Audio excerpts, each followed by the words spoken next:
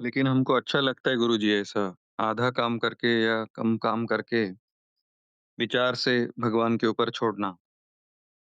आधा काम करके छोड़ दोगे भगवान पे तो वो आपके भाग्य पर है, कुछ हो जाए तो ठीक है, नहीं तो बैठे रहो, उसका तो कोई मतलब नहीं है।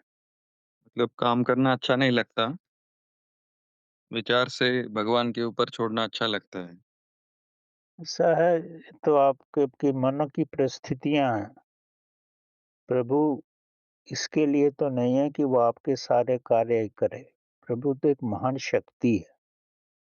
आप सब कुछ करते भी रहोगे, तब भी वो अगर नहीं चाहेगा तो वो कोई कार्य नहीं होगा। अगर वो चाहता है आपका कार्य होना या तो अगर ना भी करोगे तो भी हो जाएगा। ये तो प्रभु की महिमा है। हम अपनी क्षुद्र बुद्धि से उसको नहीं समझ सकते। वो महान शक्ति है। कोई ज़रूरी नहीं है कि आपके करने से ही कुछ हो और आपके छोड़ने से भी सब हो सकता है। आपने अपने जीवन में कई बार ऐसा अनुभव किया होगा। कुछ कार्य तो ऐसे ही हो जाते हैं, मुश्किल से मुश्किल कार्य और कभी छोटे-छोटे कार्य भी आप कितना भी परिश्रम कर लो वो नहीं होता। तो प्रभु की महिमा है, जैसा वो चाहता है वैसा ही होता है। लेकिन अपनी तरफ से पूरे पूर्ण कार्य करके छोड़ना ही व्यक्ति का सामर्थ्य होना चाहिए और उसकी दृष्टि होनी चाहिए। तभी कहा जा सकता है कि मैंने सब कुछ कर लिया, उसके बाद परमात्मा पर छोड़ता हूँ।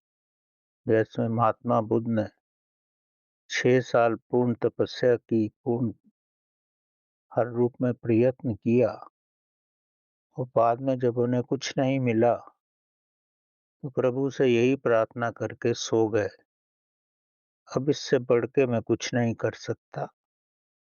अब मैं कल सुबह साधना के लिए नहीं उठूँगा। मैंने जितना करना था अपनी तरफ से कर लिया।